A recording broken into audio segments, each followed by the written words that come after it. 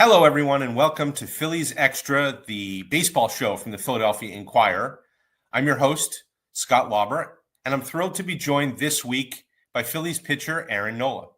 I enjoy talking to Aaron as much as probably any player I've covered over the last 20 years, and I think you'll see why in a few minutes when we get to our conversation. So this is my second stint covering the Phillies. I moved back to town and started at the Inquirer in 2018. April 19th, 2018, to be exact.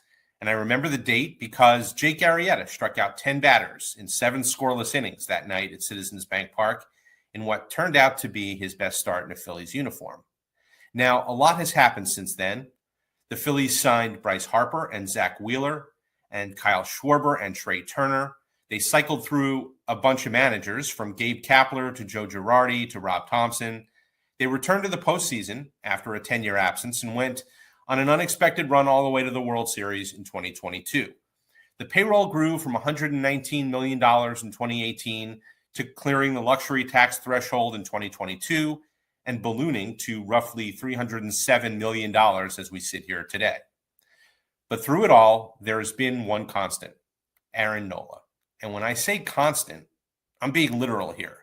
Nola hasn't missed a single start due to injury since May of 2017. He hasn't had an arm injury since the final 2 months of the 2016 season. You can set your calendar by him. Every 5 or 6 days from the end of March from the beginning of March to the end of September, it's Aaron Nola Day every season without fail. Since the beginning of the 2018 season, Nola leads all major league pitchers with 215 starts, 1,305 and 2/3 innings, 20,671 pitches, and 13,823 strikes. And if you want to include the postseason, go right ahead and tack on another 10 starts, 53 and 2/3 innings, and 850 pitches. So much of Nola's value is tied to durability, but that only tells half the story because since the start of the 2018 season, he has an ERA plus of 115. Which means he's been 15% better than a league average pitcher.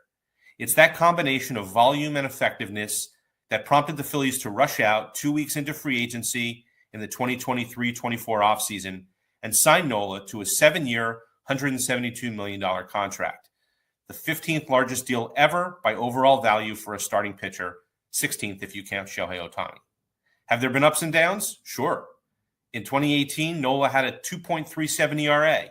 In 212 and a third innings and finished third in the Cy Young voting.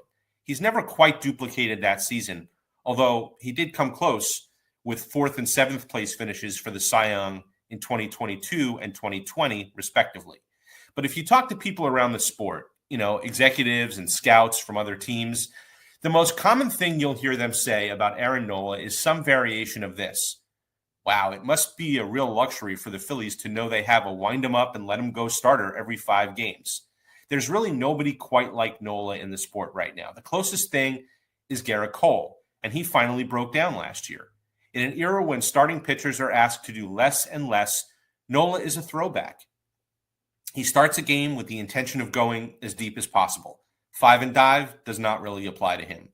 Here's what Phillies pitching coach Caleb Cotham said when he came on this show a few weeks ago. Quote, Aaron Nola is our generation's example of what it means to be a durable pitcher, unquote. Can't really put it any better than that. Nola is also coming upon a couple of milestones, which we'll touch on in our conversation. On June 30th, a few weeks after he turns 32, he'll reach 10 years of Major League service time. Then on July 21st, he'll celebrate the 10th anniversary of his Major League debut, when he gave up 1 earned run in 6 innings of a hard luck 1-0 loss to the Rays at Citizens Bank Park. If you want to have some fun, go back and look at the names in the box score from that game. Odubel Herrera led off for the Phillies. Ryan Howard batted cleanup. Cody Ashe, Dominic Brown, and Andres Blanco were in the lineup. Can anyone guess who was behind the plate? Think about it, and if you stick with us here on Phillies Extra, I'll give you the answer later in the show. I'll also bring in my colleague, Lachlan March, to share some of our thoughts on the latest that's going on with the Phillies. And as always, we'll answer a question from a viewer at the end. But for now, let's get right to my sit down with Aaron Nola. Hope you enjoy. Aaron Nola, welcome to Phillies Extra from the Philadelphia Inquirer. Thanks so much for doing this. Thank you, Scott. Appreciate you having me on. So off the top, I want to mention you have a big event coming up, right? It's the Aaron Nola 2025 Charity Poker Tournament on Thursday, May 15th, 5:30 to 11, if that's right, at Citizens Bank Park to benefit Team Red, White, and Blue, which helps support veterans and service members. This is like a cause that means a lot to you. You guys have done the bowling tournament the last couple of years. Is there a connection for you to veterans, or why is this something that sort of stands out for you? Yeah, my uncle Bubba, my dad's oldest brother, so there's a little connection there. But I met this team in 2021 or 22, and really liked them. Really liked what they do. Met Mike Irwin, founder of it, and he's awesome. He's so into it, and what he does for the organization and all veterans is outstanding. And he's such a good guy too. And I just really enjoyed being around him and loved what they do, and wanted to support them. For information, people can go to teamrwb.org/NOLA. And I want to ask you a little bit more about the night and what people can expect. But first, if I could, I want to talk a little bit of pitching. And I'd like to start with this. So let me take you back, 2 on, nobody out, 3rd inning, April 21st, Citi Field. And Juan Soto hits a sinker into the upper deck. Everyone thinks it's a home run, and not so fast, right? The umpires review it. Not a home run, actually a foul ball. You wind up getting Soto to ground out. Then you strike out Alonso. You strike out Brandon Nimmo. And that starts a stretch of 17 innings over your last 2.5 starts now, where you've given up 1 run. Mm-hmm. So I thought you were terrific a couple of Sunday nights ago at Wrigley Field against the Cubs, 6 scoreless last weekend against a really good hitting Diamondbacks team. Is it a coincidence that, this has all kind of come together since the Soto non-homer, or, did that trigger something that maybe you picked up on and you were able to make some sort of a correction? Yeah, I mean, I just think early in the season, some jump on my ball wasn't really there, which kind of happens a lot each year, I feel like. And this year I wasn't really getting away with mistakes, when the ball was over the plate, they weren't really missing them. And like that one Soto hit, I kind of missed my location, and he hits the ball at the top of the zone pretty well. And I got kind of lucky that ball went foul. And so right then and there, I had another chance and ended up getting out of it. And I just really keep trying to work every week to keep my delivery sharp and have good weeks and have good bullpens. And really, I'm a big feel guy, so I have to feel certain things in my delivery and during bullpens, and I have to feel the wrong thing as well, so I know what the right thing feels like. And that's just kind of how I've always been. So the past few starts have been good. I felt really good. The fastballs felt a lot better, and my changeups felt a lot better too. So that's helped me out. And it's always the little things: get ahead of the hitter, win the 0 count, win the 1-1 count, and try to put him away as best as possible with 2 strikes. And that's kind of what I always try to do every single start. It's always my biggest goal, and to get the leadoff hitter out. And when I'm able to do that, pitching's a lot easier. It's a lot less stressful. And obviously I like working out of the windup more than I do the stretch. It's just kind of how I've always been, and I feel like my rhythm's a little bit better there. But I just try to have good work weeks, and and take a lot of the positives out of each game, and the stuff that I don't do as well and I need to work on, I try to sharpen up in the bullpens. And when things are going bad, I've always told myself to stay positive and believe that it's going to turn around next start. Sometimes it only takes 1 start to turn things around. But with that being said, if a couple good starts, go my way, the 3rd or 4th one, it's not automatically going to go my way. So nothing's guaranteed. After good outings, I've had really, really, bad outings, and the next outing has been one of my best of the year, and then vice versa. So I never try to get complacent with good outings. I always try to forget about those right after the game and move on and focus on the next week and focus on the next team I'm competing against. And because you never know what's going to happen. But I just try to control what I can control, and that's being as best prepared as possible going into my next outing. You threw 17 cutters that night against the Cubs, which is a lot for you, and you got 6 outs with it. You threw a bunch, I think 15 against the Diamondbacks. I know the curveball is probably always going to be your best 2-strike put-away pitch, but is the cutter becoming like an option that you trust more and more? And is that important to you because you have pitched so much, right? You've made more starts than anybody in baseball since the middle of 2017. Is that important to you to be able to give a hitter a different look or something that they've never seen from you before? For sure. I mean, we hear guys talk about changing something up every year, adding a new pitch or something like that. And I feel like I'm not that good to add a new pitch every year, right? So I feel like I have my arsenal, and I added the cutter in 2021, and it kind of was a slow progress for me, and it just kind of kept evolving each year. Obviously had starts where it felt good, and then starts that didn't feel good at all, and I didn't really throw it, and I just kept working on it.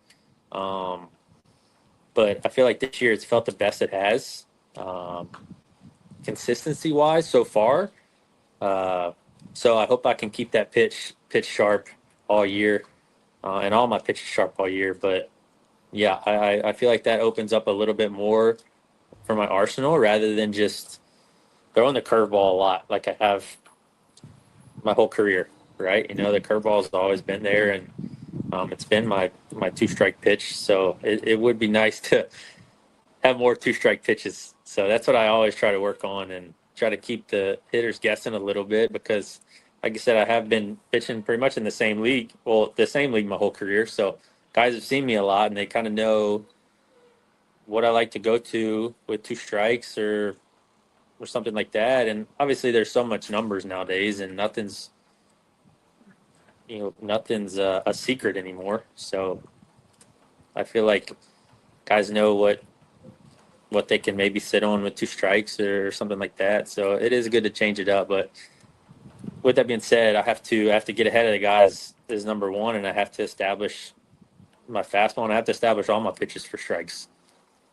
So I mentioned in the intro to the show that you haven't missed a start due to injury since May of 2017. And if you want to go find a piece of wood to knock on, go right ahead. But there isn't a pitcher who's more durable than you in baseball. And you and I have talked about this a lot through the years, but I wonder if you can sort of take us through, what you do each day between starts. So this show is going to post on Friday morning. You're scheduled to start Friday night in Cleveland. You make that start against the Guardians. And then as people are listening to this throughout the week, what's Aaron Nola doing on Saturday, Sunday, Monday, Tuesday before you pitch again, I think next Wednesday at home against the Cardinals? If you can kind of give us some idea of what those 4 or 5 days are like. Well, it kind of all depends on that start day is what those next days will be like. So, well, if I don't have an off day, then it would be the next day, which would I go by day 1. I would go work out, either run or bike, which kind of right now I've been biking a little bit more, and do a lower body workout. If I'm really sore, which thankfully so far this year I really haven't been sore that much, I would throw a little bit on the field just to get the arm moving, get the blood flowing a little bit. But most of the time as the season goes on, I don't really throw the day after I pitch.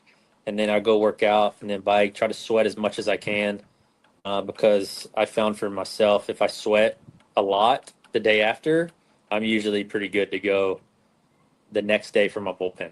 So usually the soreness is mostly out. So the day after the start, I really, really try to focus on recovery. Obviously train, but recover, try to get my body kind of back to normal again, kind of reorganize it. I tell myself for my bullpen. So that day 2 is my bullpen. I'll do upper body workout, and then I'll do some running on the field.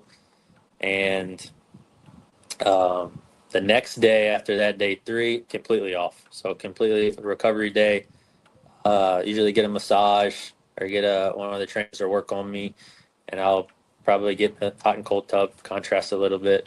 And then day 4, I'll throw on the field and do some sprint work, some agilities to kind of get the body moving, kind of fast twitch before the day before pitch. So it's changed over the years. Before 2022, I was every day. I was doing something every single day, and then once 2020 middle of 2022 hit, I took that day off after my bullpen completely, which I feel like I needed it. So the older I get, I feel like it's changed just a hair. Jake Arrieta actually taught me that when he was here. I asked him about his routine, and he kind of told me what he did. And there's some days where travel's tough. You're traveling Sunday night baseball. You get home really early in the morning, and you're a little bit more sore. The body's not feeling as good. Take the day off. There's nothing wrong with that, because for starting pitchers, I believe that we have to be ready, and our body has to be the best prepared as possible on the day we start. And we're lucky enough to have time to get it ready. We got 4 days to get it ready. So I try to put a lot of work into my body to be as feeling as good as possible, as conditioned as possible, and try to drink as much water as possible before that day. Yeah, I know. You and I have talked about how much water you drink, and I remember pre-2022, how much running you would do every day. It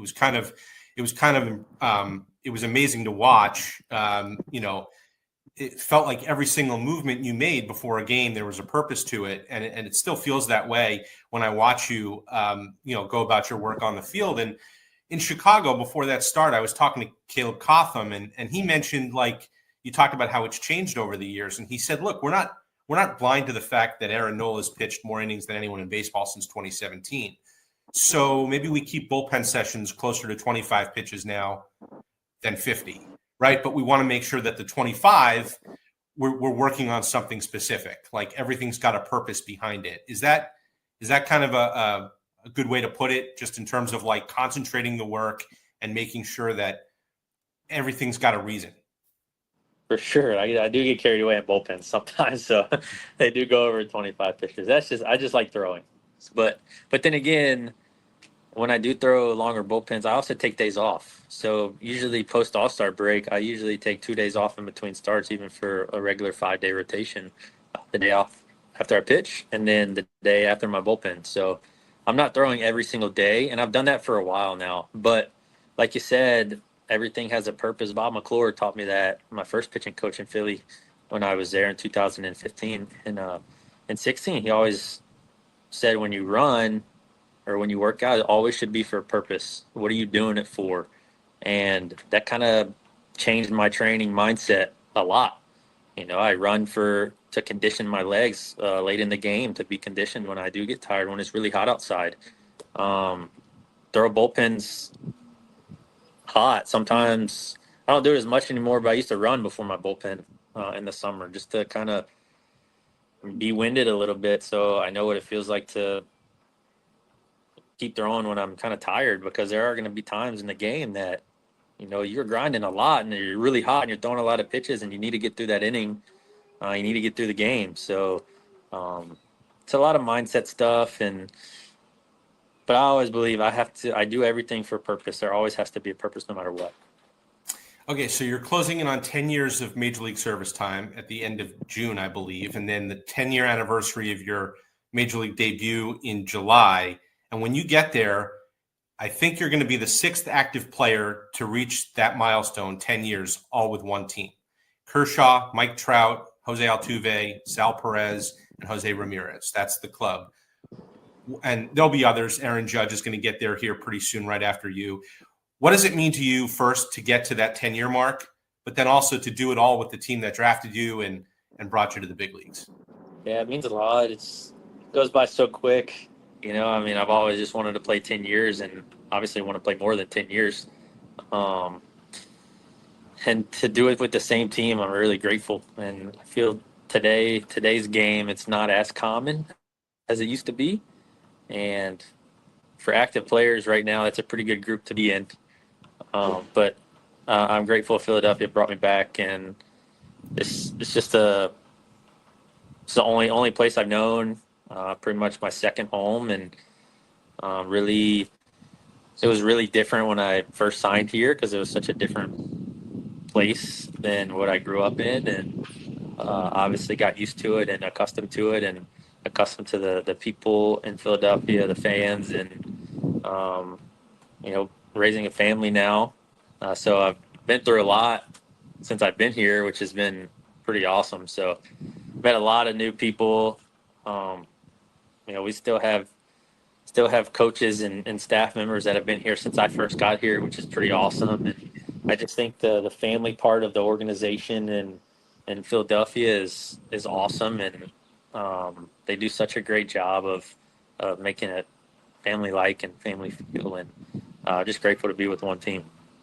Maybe this is just me being kind of a baseball nerd, but like seeing Cole Hamels in uniform in spring training, talking to Andrew Painter in the clubhouse, kind of made me think that like you're literally the bridge in that pitching lineage, right? Like you were there the day Cole threw the no-hitter in his last Phillies start in Chicago. Yep. There's that great video of him coming in the clubhouse and saying, who's pitching tomorrow? And you're like in the corner and you're like, that would be me. And then, you'll be there later this season, possibly when Andrew Painter comes up and makes his major league debut. And who knows, maybe you're pitching the day before him or the day after him. And those things take place within 10 years of each other, and you're the bridge between them. I mean, does that resonate at all with you, or is that just kind of me nerding out over baseball connections? No, I mean, it's so cool, man. It really is. And I love being around Cole in spring training, and when he was here not too long ago in Philly, and just got to talk to him. And we talked about that day in Chicago and some other times too. I wasn't here too long with them, and I wish I could have played with them longer. But that's just how baseball goes, and it's pretty cool to be with one team to see that, Cole and me, then Painter, and Painter's so young, right? And I was in his shoes when I first came in, and Cole was in his shoes when he first came in. So it's pretty cool, and I'm glad the Phillies have Cole around because he's obviously played on such good teams, had a really great career, has experienced a lot, and he knows a lot. He's got a lot of wisdom about baseball, and for me to be around that when I was young was great in one thing, but for Painter to talk to him about those days in baseball, I think is even cooler because baseball is obviously way different now than when Cole came up and then when he played. So I think the older school of baseball and the newer school of baseball, when they meet together, I think it's important, and I think younger guys should know how guys went about their business back then, how guys handled themselves, how they played the game, how they thought. I think is really important for young guys these days.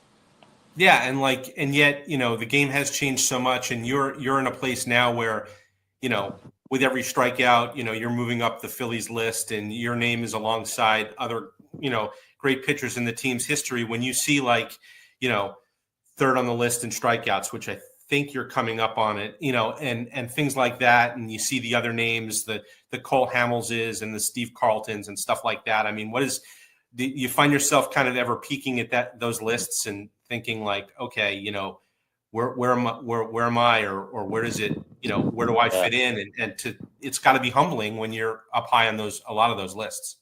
Yeah, honestly, I didn't peek at it one time, and I peeked at it once since I passed Schilling up in wins, and I just had no idea because the only reason why I knew that is because they had said it after a post game on the radio when I won that game, and I had peeked. But Scott, I guess it goes by so quick, and like I don't ever think about that stuff because I just feel like I'm in my routine, and I try to get prepared for the next team I'm going to face, and try to win that game, and keep winning, trying to put the team in a good chance to win every time I'm out on the mound.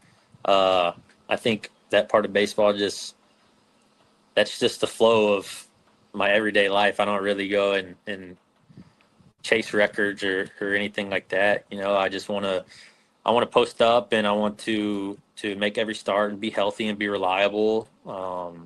And gratefully, I've for a lot of my career, and I want to keep doing that. And that's the one thing that Cole said, and what he told me when I was young, when I was just coming up, and Bob McClure was telling me is like you got to post up. You got to. That's just what starters do. That's why you're a starter. You need to throw innings. You need to make every start, and whatever it takes to do that, you do. All right, let me get you out of here on this. Let's talk poker and the poker tournament. Are you why? I guess why the switch from the bowling event to poker? Just want to do something different, or are you a big poker player and wanted to give that a try? How did this kind of come together this year in a little bit of a different form? I'm not a big poker player at all. I actually don't really play cards at all. So my agency, they recommended poker, and they've had guys that have done poker in the past and said it's really good turnout, and it's a little more chill from the bowling. And we've done bowling for years now, and so I thought it'd be a good thing to switch up. And for it being at the stadium now, I think it'd be even better. And I think a lot of people like playing poker. It's a little more. You get to hang out a little bit more. I feel like hear each other talk. Bowling sometimes does get a little bit loud and I guess rowdy sometimes, and people are all going 100 miles an hour. But I think poker would be pretty cool. Hopefully, it'd be a good turnout. If the Phillies staged a World Series of poker, who's the favorite? Any idea? I don't know, probably JT. Yeah, he's good at everything, right? He's good at everything. Golf, you pick JT. Fantasy football, you pick JT, right? What else? Yeah. Well, it's a terrific cause. It's going to be a great night. You'll be there along with many of your teammates and Phillies coaches, and I think it's a great cause and a great thing to get involved in. And again, for all the details, click on over to teamrwb.org/NOLA. Anything else you can tell us about Thursday night and what to expect? I mean, it's a really great cause, and I think we obviously trying to bring as much awareness and information as possible to let people know about it a little bit more. And obviously, I'll say a couple words, but I use my platform to get the word out and to do this charity event. But when Mike Irwin talks, he's got he tells it all. He's the main dude of it, and whoever's there will see that, and it's just special for what he's done. It really is. So, if anybody goes, pay attention to him and really listen to what he's got to say. Well, again, it's Citizens Bank Park on Thursday, May 15th. Aaron, I know you've got to get to the ballpark here pretty soon and get started on that routine that you've told us all about. So I've covered baseball now since 2006 and honestly have not seen anyone work harder than you before games, between starts. There's a reason why you've made more starts than anybody in baseball now, going on 8 years. So I'm really grateful that you've shared some of that time here with us at Phillies Extra from the Philadelphia Inquirer. And thanks so much for being with us. Awesome, Scott. I appreciate it, man. Thanks for having me on today. I want to thank Aaron Nola again for being so gracious with his time this week. Let's get to our Reporter's Notebook segment. And for that, we'll bring in my tag team partner on the Phillies beat at the Inquirer, Lachlan March. Lachlan, thanks for hopping on. Thanks for having me. So we try to keep things as evergreen as possible around here because we know people will click on this and watch this show at different times throughout the week. But since you were in Tampa for Phillies Rays, the fourth consecutive series win for the Phillies, I have to ask, what was it like covering major league games in a minor league ballpark? Because I've been to, probably 20 spring training games at Steinbrenner Field over the years, and I couldn't really get a feel for what the place looked and felt like from watching it on TV. You were there. What was that whole experience like? It was definitely strange. I think the last time I was here was in March, I think for the last spring training game I covered. And so to be back a couple months later, it was definitely just like a very wild experience. And the weirdest part is when they announce the attendance in the press box at the end of the game and they announce a 10,000 person sellout when we're used to way more than that being a sellout at Citizens Bank Park. I think the weirdest things that stuck out to me the most was like there's not really a ton of foul territory in play in the outfield. So any ball that's a foul ball is in the outfield is not going to be really catchable for the outfielders. Because the bullpens are right on the line. So there's not really any way for them to, get a foul out there. And that's just kind of pretty unique. And we can also see right into the dugout from our vantage point in the press box. So a couple of the other reporters and I were just talking yesterday about how we can see way more than we normally can at most major league ballparks.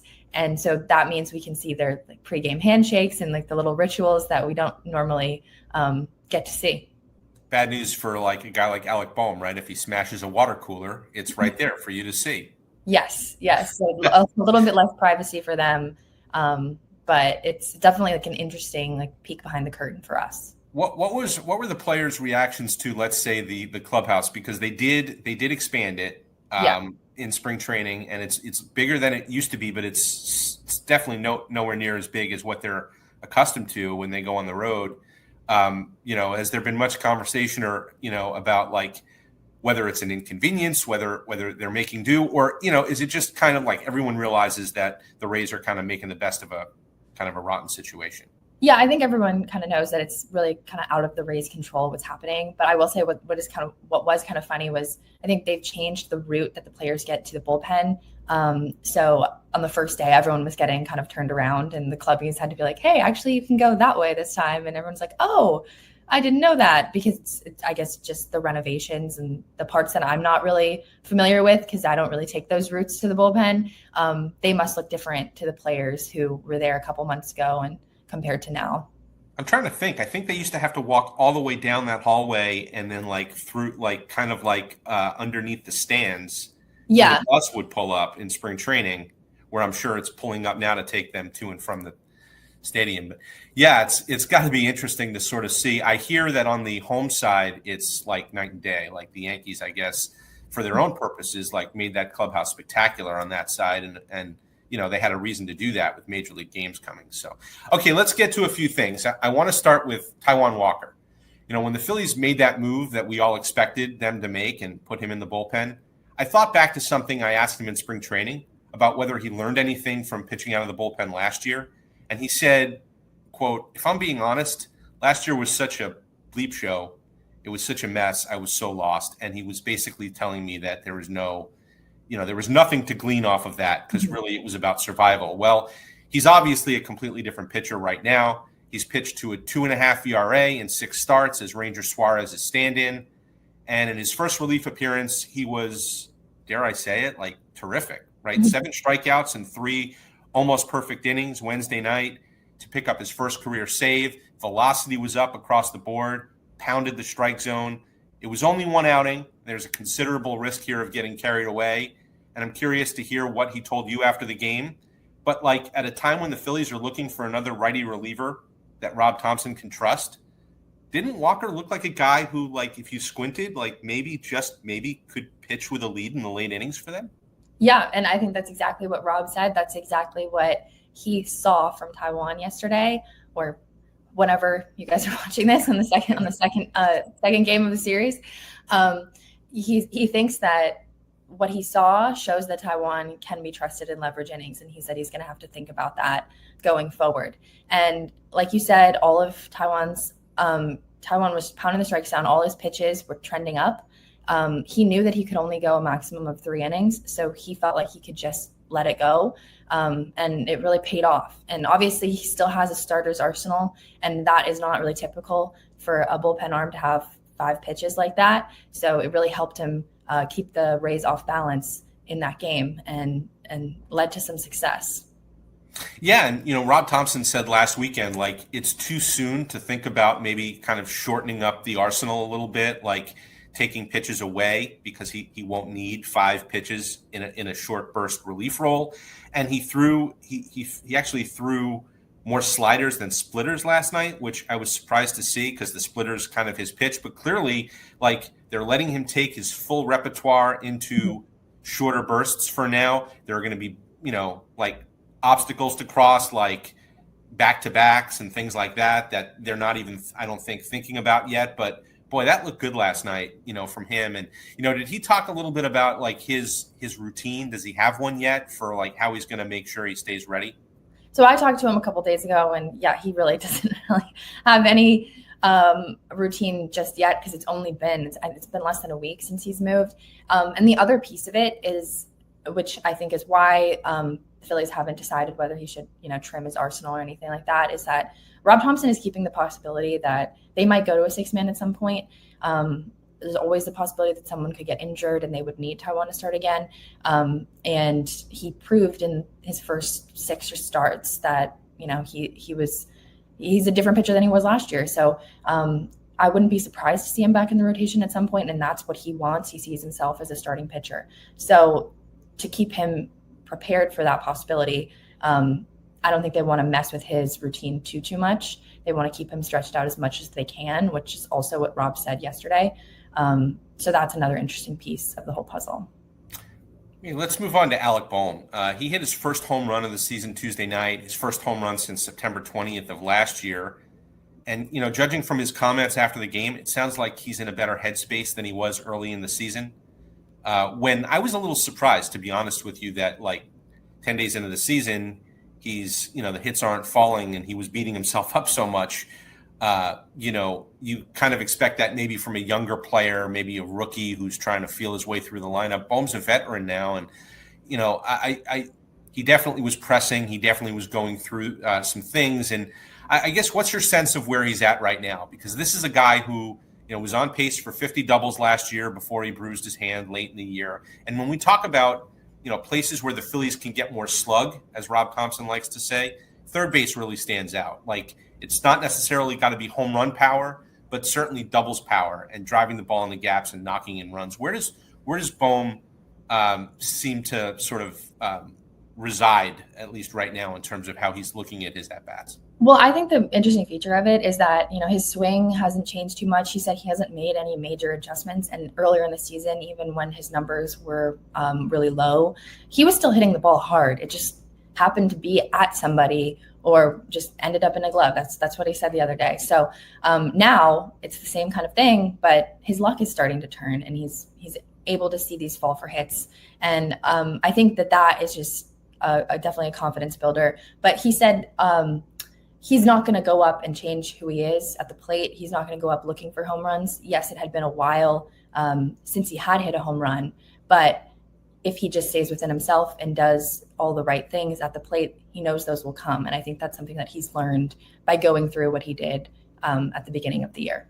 Yeah, you hear it all the time, right? Like from fans, from readers. How does a guy that size not hit more home runs? And, for years we said, oh, that'll come, right? Like power's, maybe the last thing you always hear that to come for a guy, and that'll come. But maybe it won't. Like maybe he's more of a 15 to 20 homer per season guy than he is at 25 to 30. But like if he hits 50 doubles and he drives in 90 plus runs, like that's the slug you're talking about, and that's still a valuable piece who can bat in the middle of your lineup from the right side, which they definitely need. So he's certainly a guy that they want to kind of get turned around here early in the season.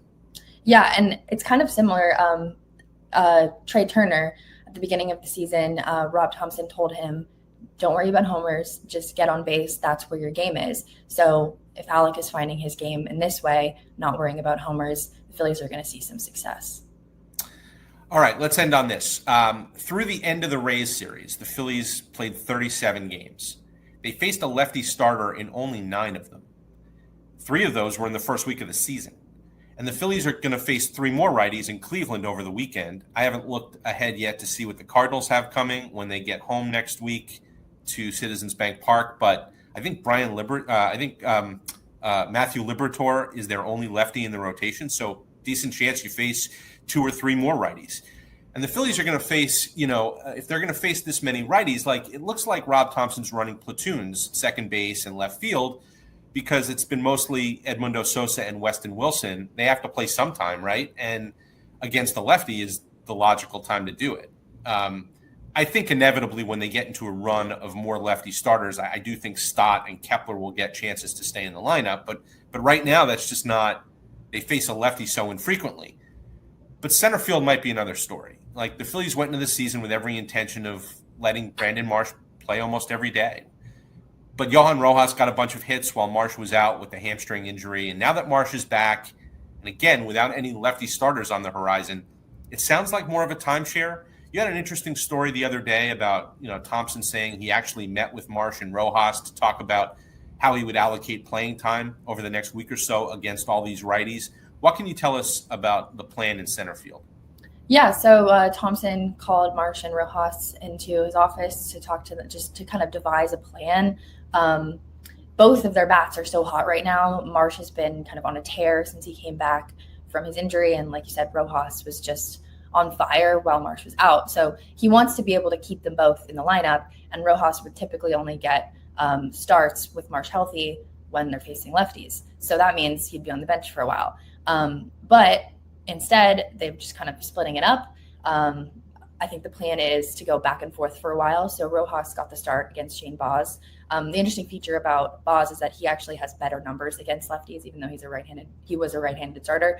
And Rojas has experience against him. So that's kind of like how they calculate who gets what start. But for the beginning, it back and forth, and then he wants both of them to get opportunities to play back-to-back. So Rob Thompson said it was about a 9-day plan. So that's how far in the future that they've started to look against this just long line of right-handed pitchers that they're going to play. Yeah, it's going to be interesting to see how it plays out. They certainly want to keep both of their bats going. And, look, I kind of feel for some of these guys on the bench, the Sosas and the Wilsons, because it's not a whole lot of playing time for them right now. And the Phillies know they're going to need them. And at the same time, you also kind of Kepler's starting to swing a better bat. And, it's weird. It's like Stott's numbers against lefty starters haven't been great, but he's hitting lefty relievers and he stays in the game for lefty relievers. So I think it's premature to say they're running all these platoons. They just don't face lefties, at least at the beginning of games. So I know they want to keep Marsh and Rojas going in center field, and we'll see how all of that plays out. Lachlan, thank you for joining us. Safe travels back from the road trip, and I'm looking forward to seeing you on the next homestand at Citizens Bank Park. Thank you so much for having me. Okay, let's move to our last segment. We call this Hit and Run, where we take a question from a reader or a viewer. And this is a good time to mention that you can submit a question by email or on any of my social media accounts, which you can see listed right here.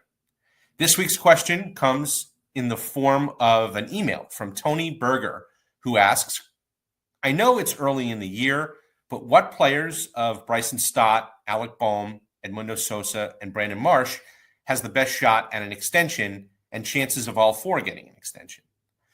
Thanks, Tony, for the question. So from that group, Bohm and Sosa are the closest to free agency, and they aren't eligible to test the market until after the 2026 season. Stott and Marsh have at least 2 more years of salary arbitration. They can't be free agents until after the 2027 season. Obviously, that's an eternity in the baseball universe. So much can and will happen between now and then. But if I had to guess, and that's really all it is at this point, I'd say Stott is the likeliest extension candidate from that group. The Phillies discussed trading Bohm this past offseason, and although they ultimately decided to keep him, I think their openness to moving on from him probably signals that he isn't in their long-term plans, especially if infield prospect Aiden Miller continues to progress toward the big leagues. Sosa is valuable as a bench player, but I suspect that his only chance to play every day will come somewhere else if he gets it. And the more we see, the more it looks like he's probably a bench guy here. There are still so many questions about Marsh, but, it's looking more and more like he's probably the strong side of a platoon rather than an everyday outfielder. So Stott, to me, looks like the most complete player of that group and the one who stands the best chance of being a part of the next Phillies core. Speaking of which, though, The more pressing questions involve JT Realmuto, Kyle Schwarber, and Ranger Suarez. They'll be free agents after this season. I can't see the Phillies bringing back all three, given their rotation depth with Jesus Luzardo under contract through 2026 and Andrew Painter on the way, likely later this season. It seems to me like Suarez might be the easiest for them to replace. As we sit here right now, Schwarber leads the National League in home runs, and although Realmuto's production at the plate continues to decline, his value behind the plate remains really high, and the Phillies don't have any real in-house alternatives. So we'll need to see how those issues get worked out before the Phillies turn their attention to Bohm, Stott, and that group. But thanks again, Tony, for the excellent question.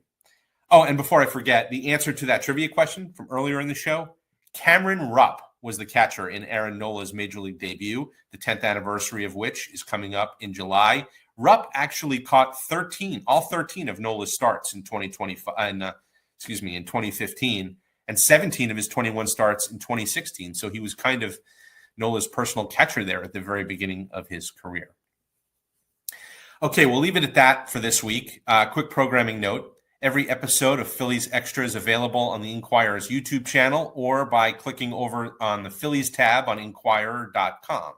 If you've missed any of our interviews, and we've had some great guests over these past couple of months, including JT Realmuto, Kyle Schwarber, Bryson Stott, Jesus Luzardo, Aiden Miller, Justin Crawford, now Aaron Nola, and many, many others, please give those a listen. That'll do it for this week. Thanks again to my guest, Aaron Nola. Thanks also to Lachlan March. And as always, to our producer, Angelica Irizarry, and pinch hitter John Roberts this week for helping us put this show together. Until next week, I'm Scott Lauber. Thanks to everyone for listening, watching, and of course, reading the Philadelphia Inquirer.